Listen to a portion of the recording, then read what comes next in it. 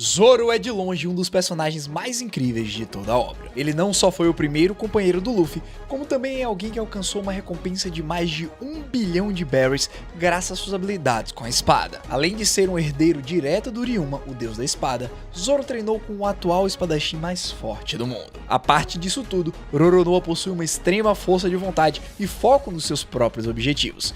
Graças a isso, ele é extremamente fiel ao seu capitão e se provou disposto a arriscar sua própria vida pelo seu sonho e pela sua tripulação. Então, pensando nisso, você já imaginou se o Solador tivesse alguma habilidade a mais? Não que ele precise realmente, mas com certeza algo que faria sua jornada ser um pouco mais divertida. Então eu proponho o seguinte: como seria se o Zoro tivesse comido a Zushi Zushi no Mi? Não é nenhum segredo que um espadachim treinado consegue fazer em posse de uma Akuma no Mi capaz de tornar seus golpes mais pesados. E essa fruta proporciona exatamente isso pro Zoro. Depois de ter treinado muito e ter prometido ser o melhor espadachim do mundo, o Solador sai em uma aventura para conquistar o seu sonho. Contudo, no meio do caminho ele se perde e tem que virar um caçador de recompensa para conseguir dinheiro e continuar a sua jornada. Até aqui, tudo normal, não é mesmo? Pois então, devemos avançar até Shells Town quando Luffy e ele se conhecem. Depois de derrotar o Capitão Morgan's mão de machado e antes de ir embora, eles tropeçam em um baú. A primeira coisa que o Luffy faz é pegá-lo e ficar com os olhos brilhando, dizendo que encontraram o primeiro tesouro como tripulação e agora eles precisam comprar um barco de verdade. Porém, quando eles abrem essa caixa, o que eles encontram lá dentro é uma Akuma no Mi. Como sabemos, o nosso amado protagonista é um eterno cabeça de vento. Dito isso, vocês conseguem imaginar o que ele faria nessa situação, não é mesmo? Possivelmente algo do tipo: "Uou, uma fruta estranha, deve ser gostosa." No momento em que ele tentasse colocar na boca, o Zoro agiria por impulso impedindo que ele fizesse isso e comeria no lugar dele. O Solador teria salvado seu capitão, uma vez que o Luffy nem estaria ligado que ao comer 2 frutas, ele morreria. Zoro fez isso sem pensar, mas quando se deu conta, tudo ao seu redor começaria a tremer. Afinal, ele teria acabado de comer a fruta da gravidade. E pareceu um jeito muito legal de introduzir esses poderes na história. Até porque, diante dessa situação, ele não vai conseguir ser roubado logo de cara. Ele vai precisar aprender e treinar um pouquinho. Como todos sabem, a Zushi Zushi no Mi é uma paramécia que permite o usuário manipular a gravidade em torno de um local. A maior força da fruta é que ela permite ao usuário criar uma força gravitacional incrivelmente poderosa que poucas coisas podem suportar. A pessoa é capaz de mover coisas vivas e objetos com pouco esforço, variando de pequenas rochas a um enorme navio de guerra da marinha. O alcance do campo gravitacional é incrivelmente grande e pode ser provado pelo simples fato do usuário conseguir manipular vários meteoros diretamente do espaço. Só que isso aqui é apenas a explicação básica. Usar os seus poderes no momento certo para conseguir aumentar a intensidade dos seus cortes é a chave para você conseguir se tornar um espadachim usuário de poderes. Assim que eles chegam em Hora Digital, Zoro precisa enfrentar Kabaddi. Por mais que tenha sido um oponente bem tranquilo originalmente, aqui seria a primeira luta que ele usaria seus poderes de alguma forma, o que resultaria nele errando coisas básicas, como por exemplo, deixando as espadas mais pesadas ou até mesmo fazendo com que ele começasse a flutuar. Só que nós o conhecemos de verdade. É diante de uma luta de vida ou morte que seu espírito guerreiro se liberta. Ele entenderia ao menos o básico para não errar, ou evitaria de usar seus poderes antes de testá-los, e no fim, a vitória seria dele. Lá na Vila Syrup eu consigo ver tranquilamente o Zoro tentando treinar dentro da casa da Kaia, coitada, e sabemos no que isso resultaria. Parte dela seria destruída. Ao tentar colocar seu aprendizado em prática contra os irmãos Nyaban,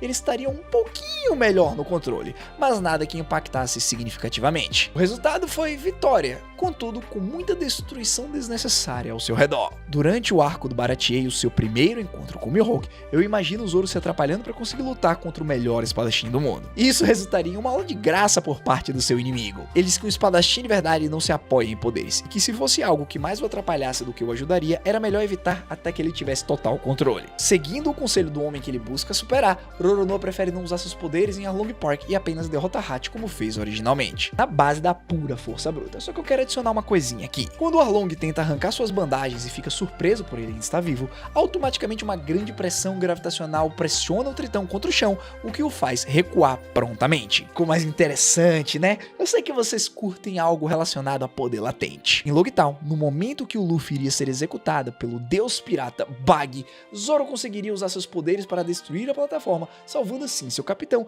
e abrindo uma brecha para que todos conseguissem fugir. E o Dragon estaria lá em cima dos prédios pensando: haha, além de ter escolhido seguir pelo caminho da liberdade, você encontrou bons companheiros, meu filho. Paizão incrível, não é mesmo? Sempre feliz por ver o filho acompanhado de boas pessoas. Se bem que, se o líder do exército revolucionário soubesse que o Solador levaria o seu filho apenas para se perder, ele mudaria de opinião prontamente. Indo para o Whiskey Peak, imagina o espadachim acabando com todos os inimigos e aproveitando essa oportunidade para treinar os seus poderes.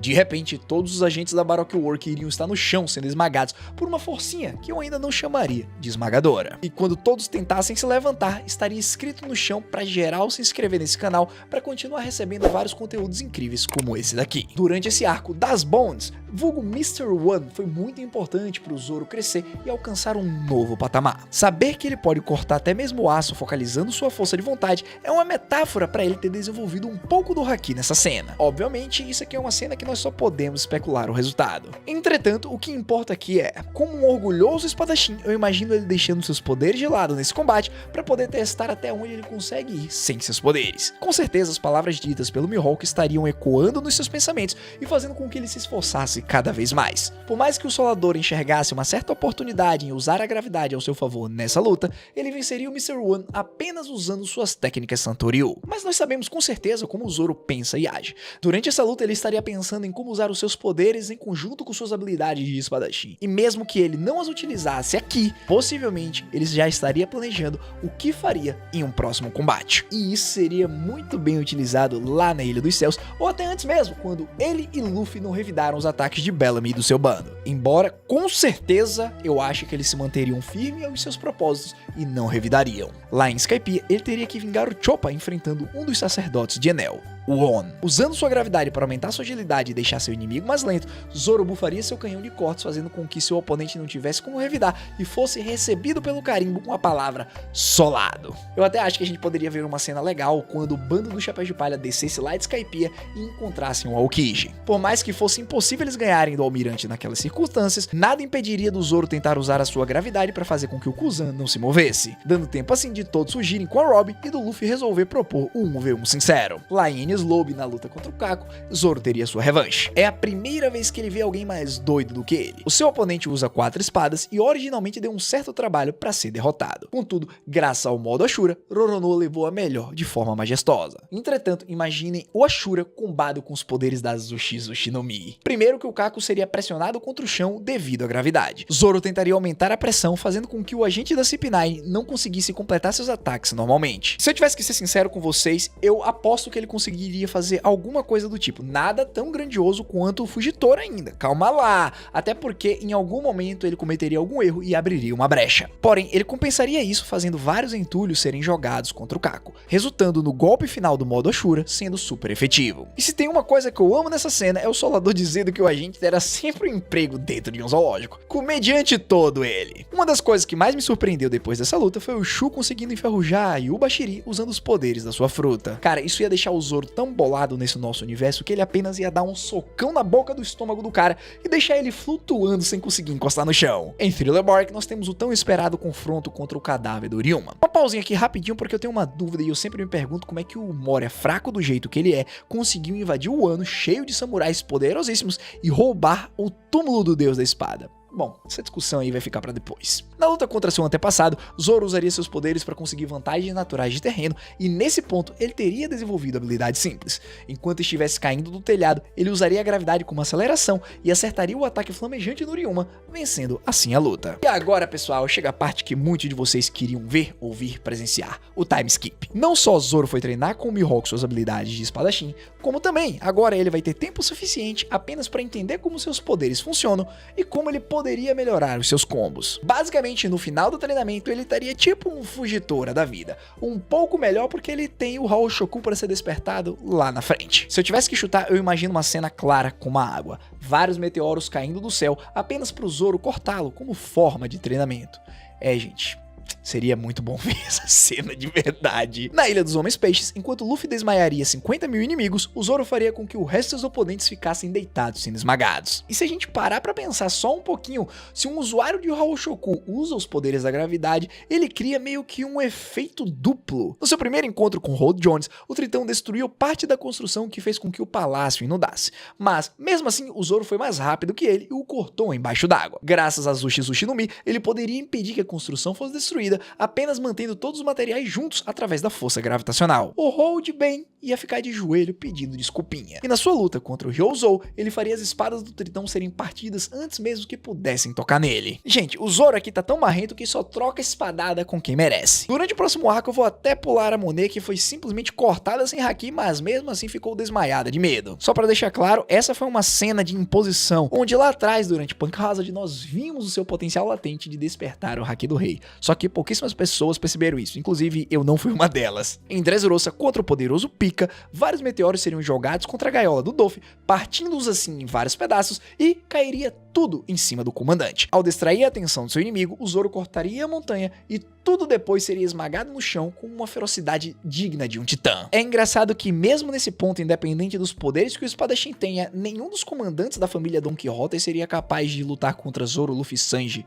Bom, a menos que fossem mulheres, aí o Sanji ia ter que sair fora porque ele não bate em mulheres. Uma coisa que eu amaria ver era caso se todo o bando do Chapéu de Palha tivessem ido para Whole Cake buscar o Sanji. Será que o espadachim perdoaria o cozinheiro? Vendo como foi o comportamento dele em relação ao Sop, é bem possível que não. Mas também não entraremos nesses detalhes. Em um ano, Zoro precisa cometer Harakiri. Ele se levantaria tranquilo usando seus poderes e toda a construção atrás dele seria destruída. O magistrado encarregado da sua execução seria morto do mesmo jeito, apenas, né, pra gerar aquela confusão digna de Zoro. No topo de Onigashima, em posse da sua nova espada Enma, ele precisaria defender o Hakai de Kaido e Big Mom e ainda ferir o Rei das Feras. Na questão da defesa, possivelmente manipular a gravidade para torná-lo mais pesado faria com que ele sustentasse mais tranquilamente, se é que tem como falar isso, uma vez que aquele combo ali é pra acabar com qualquer um. Sério, pessoal, pra muitos aí que ainda não entenderam, o Hakai de Kaido e Big Mom foi o ataque combinado mais forte do verso demonstrado até hoje aí, canonicamente. Bom, continuando, indo direto para a luta contra o King, nós precisamos considerar que tudo aqui se resolve na base do Haki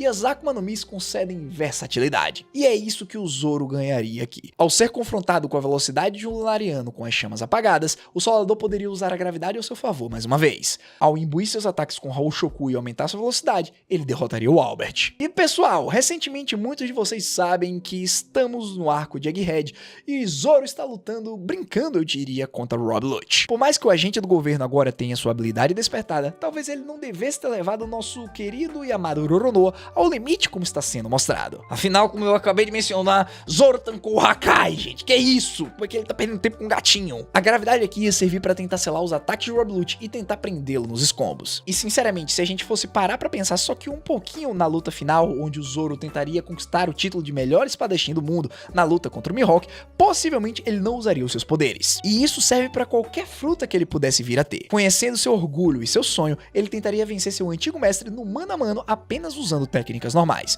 Até porque o que ele busca é o título de espadachim mais forte do mundo, e não de pessoa mais forte. De qualquer maneira, eu realmente acredito que essa é uma das melhores Akuma no Mis pro Zoro. Mas se quiserem, podemos tentar uma fruta que nós mesmos iremos criar. Mas enquanto não fazemos isso, convido vocês a conhecerem os outros episódios dessa série nessa playlist aqui. E mais uma coisa, essa semana é dia de capítulo, eu tô muito empolgado, eu espero vocês lá, hein? No mais, quero agradecer a todos que me acompanharam até aqui, foi um imenso prazer apresentar esse vídeo, eu espero que vocês tenham gostado. Se gostaram, deixa o like, se inscreve no canal e nos vemos num próximo Hashira Falando e Vazando. Valeu, eu fui!